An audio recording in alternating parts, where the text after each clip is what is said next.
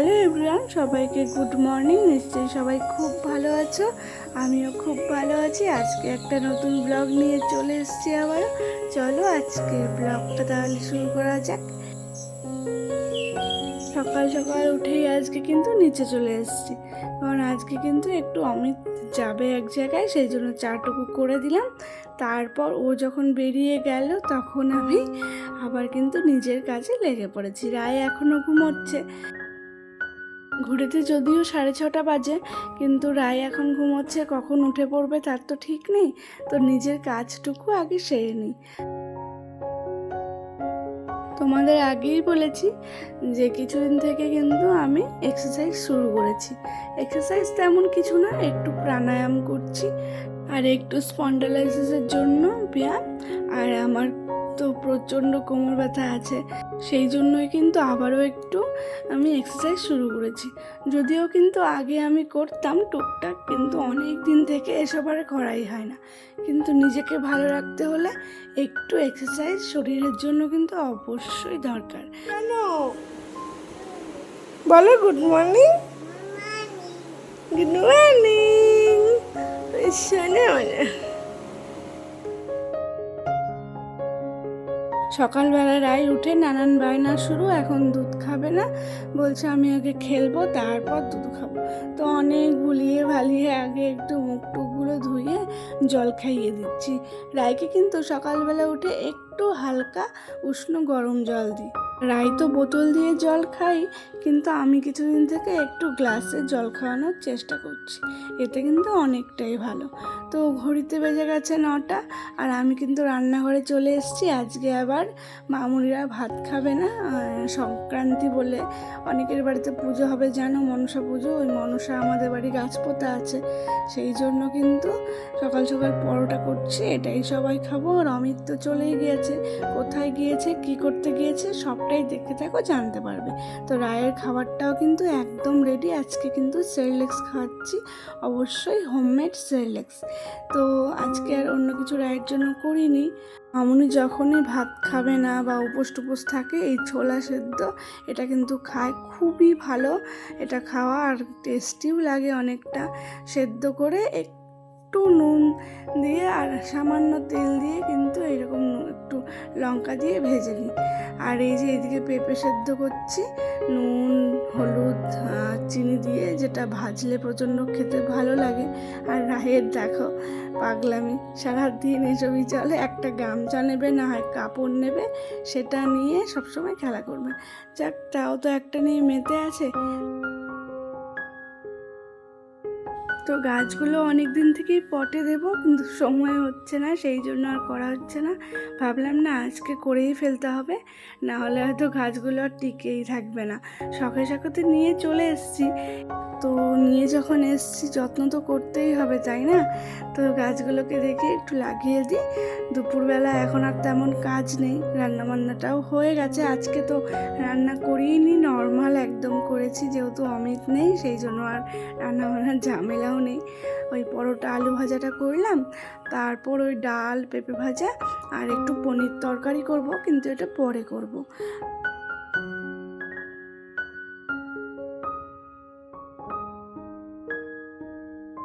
আর আমি যখন গাছগুলো লাগাচ্ছিলাম, রায় কিন্তু আমাকে অনেক হেল্প করে দিয়েছে। যাকে আমি কিন্তু রায়কে একটু একটু কাজের কথা বলি, তাহলে কী হবে, বাচ্চাদের ভালো অভ্যাসও তৈরি হবে, আস্তে আস্তে কিন্তু কাজও শিখবে। এটা এনে দাও, ওটা এনে দাও, বা এটা করো, একটু একটু কিন্তু এসব বাচ্চাদের শেখানো অবশ্যই উচিত। কোনো কাজ করতে বললে রায় কিন্তু খুব এনজয় করে, আর সেটা খুব আনন্দের সাথে করে। আর এগুলো করে স্নান টান সেরে একদম কিন্তু রায়কে ঘুম পাড়িয়ে দিয়েছিলাম। তারপর আর ব্লগ করা হয়নি, একদম খাবার সময় চলে এসেছি। তো আজকে রায়কে ডাল দেব, বিভিন্ন রকম সবজি সেদ্ধ আর ডিম সেদ্ধ। রায় কোনো তরকারির থেকে ডালটা খেতেই বেশি ভালোবাসে, সেই জন্য আমি ডালটাই দেওয়ার চেষ্টা করি। খেয়ে আসার পর কিন্তু আমি একটু কাজ করছিলাম, কেকের কাজ ছিল। আর রায় কিন্তু বেশ খেলছিল, ও অনুদিদির সাথে, তো আমার কোনো কাজ করতে অসুবিধা হয়নি। কেউ থাকলে রায় কিন্তু বেশ ভালোই থাকে, আর যখন কেউ না থাকে তখন কিন্তু একটু ঘ্যান ঘ্যান করে। আর এই যে দেখো কত বাসন পড়ে গেছে, আবার কত মেসি হয়ে গেছে জায়গাটা, এটা পরিষ্কার করতে হবে। আর তোমরা ভাবছো হঠাৎ করে কোথায় চলে এলাম, তো এই ভিডিওটা আগের দিন রাতে তোমাদের সঙ্গে ভাবলাম একটু ক্লিপটা শেয়ার করি। এই যে রায়ের ব্যাংঘর, যেটা কিন্তু ভর্তি হয়ে গেছে পুরো। আর আমি একটা টার্গেট রেখেছিলাম যে সবসময় রায়কে প্রত্যেক বছরে 2টো করে এইভাবে ব্যাংঘট কিনে দেবো, যেন রায়ের একটা ভালো অভ্যেস তৈরি হয়। যদি কেউ টাকা দেয় বা হাতে টাকা থাকে, সেটা কিন্তু আমি রায়কে বলি ব্যাংঘটে ফেলে দাও, আর রায় টাকা দেখলেই কিন্তু সেটাই করতো। যদিও এই সবগুলো টাকা রায় ফেলেনি, আমরাও ফেলেছি। তো আমাদেরও ইচ্ছে ছিল যে একটা করে ব্যাংঘট ভাঙবো, রায়ের জন্য একটা করে ভালো জিনিস হবে। এতে কিন্তু বাচ্চাদের একটা ভালো অভ্যেসও তৈরি হয়, আর বাচ্চারা টাকা যদি হাতেও পড়ে যায় তো কিন্তু সেটা এখানে ওখানে ফেলে দেবে না। আর টাকা দেখলেই অনেক বাচ্চা বায়না করে এটা কিনে দাও ওটা কিনে দাও, সেই অভ্যাসটাও তৈরি হবে না। তো রায়ের ঘটে কিন্তু প্রায় 10,000 টাকা জমেছিল। তারপর কিছু টাকা অ্যাড করে কিন্তু রায়ের জন্য দারুণ একটা সারপ্রাইজ এনেছি। যেহেতু রায়ের জন্মদিন কিন্তু খুব তাড়াতাড়ি, পরের ব্লগটা হয়তো জন্মদিনের ব্লগই আসবে, তোমাদের সঙ্গে আগেই বলে দিই। তো রায়ের জন্য নতুন হারমোনিয়াম আনা হয়েছে, কেমন হয়েছে অবশ্যই বলো। আমি তো ভীষণ খুশি, রায়ও খুব খুশি। আর তোমাদের কেমন লেগেছে কমেন্টস করে কিন্তু বলো। তো এই হারমোনিয়াম আনতেই কিন্তু অমিত সকাল সকাল কৃষ্ণনগর গিয়েছিল। এটা কিন্তু কৃষ্ণনগর থেকে এসছে। আমরা এমনি হয়তো আনতেই পারতাম, কিন্তু রায়ের ভালো অভ্যেস হওয়ার জন্য কিন্তু ব্যাংঘটের ব্যবস্থাটা করেছি। হারমোনিয়ামটা বেশ ভালো, খুব ভালো লেগেছে। আর অমিত প্রথমেই হারমোনিয়ামটা ধরলো বাজানোর জন্য, এর আগে কোনো হারমোনিয়াম যদিও ধরেনি, তাই বলছিল। তো এই যে রায়ের জন্য একটু ফল কেটে নিয়েছি, ওকে ডাকি। এখন তো আবার বিকেল হয়ে গেছে, একটু আবার বৃষ্টিও পড়ছিল, সেই জন্য আর ঘোরার বায়না করেনি, নাহলে কিন্তু বিকেল হলেই ঘুরতে ইচ্ছে করে ওর। দিন থেকে রায় কিন্তু বেশ ভালোই লেবু খাচ্ছে, জুস না করে। আমি এইভাবেই কিন্তু লেবুটা দিচ্ছি। তো কেকগুলো তখন বানাচ্ছিলাম, তোমাদের সঙ্গে শেয়ার করা হয়নি, আর তোমাদের না দেখালে আমার তো ভালোই লাগবে না। তো কেমন হয়েছে অবশ্যই কিন্তু কমেন্টস করে বলো।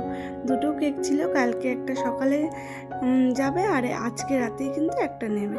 আর এই যে সন্ধ্যাবেলায় সবাই মিলে ভিডিও কল হয়, আমার বাড়িতে অনেকটা দূরে। তো এই যে একটাই রাস্তা, যেটা হচ্ছে ভিডিও কল, সেই মাধ্যমেই সবাইকে দেখি। যদিও কিন্তু আমার বোন আসবে খুব তাড়াতাড়ি, রায়ের বার্থডে, সব ব্লগগুলো তোমাদের সঙ্গে খুব তাড়াতাড়ি শেয়ার করব। তো এই যে সন্ধ্যাবেলায় আবার একটু ঘি বানাতে চলে এসেছি। অনেকটা হয়ে গেছে, সেই জন্য কিন্তু আজকেই করে ফেললাম। তো এই যে ভালো করে আজকে একটু হাত দিয়ে চটকে নিচ্ছি, কারণ মিক্সিতে তো অবশ্যই ব্লেন্ড করবই, তার আগে একটু হাতে করে নিলে ভালো হয়। তো এই যে সুন্দর করে মিক্সিতে ব্লেন্ড করে নিয়ে তার মধ্যে কিন্তু জল দিয়ে দিয়েছি। দারুণ সুন্দর মাখন উঠবে, তোমরা দেখো। মানে যারা তোমরা ঘরে তৈরি করো, এক একজন হয়তো এক এক রকম তৈরি করো, আমি কিন্তু এই রকম করে করি। মাখনটা এইরকম করে জল দিয়ে ধুয়ে নিচ্ছি। প্রথমবার যখন করেছিলাম, মানে মামুনি করেছিল, আমি না, অবাক হয়ে গেছিলাম যে এইরকম জল দিলে মাখনটা গলে যাবে না, নষ্ট হয়ে যাবে না। মামুনি বলেছিল না না এইরকমটাই হবে। আর এই যে ঘোল তৈরি হয়ে গেল, এটাও কিন্তু খাওয়া যায় বেশ। তো আমরা খাইনি, আমরা ফেলেই দিয়েছি, সন্ধ্যাবেলায় আর কি ঘোল খাবো। আর এই যে গরম করে কড়াই একদম দিয়ে দিয়েছি মাখনটা পুরো। দেখে কি ভালো লাগছে, ঘি তৈরি করতে আমার বেশ ভালো লাগে, সেই জন্য এখন থেকে কিন্তু আমি ঘিটা তৈরি করি, মামুনিকে আর দিই না। সন্ধে হলেই তো মনটা একটু চা চা করে, সেই জন্য চাটা বসিয়ে দিয়েছি এদিকে। আর এইদিকে আস্তে আস্তে ঘিটা কিন্তু জাল হচ্ছে, খুব সুন্দর গন্ধ বেরিয়েছে, খুব ভালো লাগছে। আর চলো একটু চা খেয়ে নিই। একদমই সামান্য পরিমাণ চা খাই, কিন্তু তবুও চাটা না খেলে ভালো লাগে না। তো ঘি কিন্তু একদম রেডি হয়ে গেছে, চলো ঢেলে নিই। তো এই অনেকটা পরিমাণ আজ ঘি হয়েছে, প্রায় মানে 200 থেকে 250 গ্রাম ঘি হয়েছে। তো এই ঘি কড়াইটাতেই এখন রায়ের জন্য রাতের খাবার তৈরি করব। কড়াটা কিন্তু ভালো করে পরিষ্কার করে নিয়েছি, খুব ভালো সেন্ট হবে, সেই জন্যই খাবারটা এখানে তৈরি করছি। দুপুরের একটু ডাল সিদ্ধ রয়ে গেছিলো, ভাবলাম ওটসটাই করে ফেলি, নাহলে হয়তো ডালটা নষ্ট হবে। নাহলে কিন্তু রাতে আমি এইরকম খিচুড়ি টাইপের রাইখে দিই না। আমিও খাবো, মা মেয়ের দুজনের কিন্তু রাতের খাবার তৈরি। দেখো কত সুন্দর ঘি হয়েছে, দেখেই ভালো লাগছে। ডিনার সেরে ওপরে চলে এসেছি, এখন ঘুমানোর পালা। তো যারা একদম শেষ পর্যন্ত চলে এসছে ভিডিওটা দেখতে দেখতে, অনেক থ্যাংক ইউ। যদি ভালো লাগে একটা লাইক করে যেও, চ্যানেলটি সাবস্ক্রাইব করো। সবাই খুব ভালো থেকেও, দেখা হচ্ছে নেক্সট ব্লগে। টাটা সবাইকে।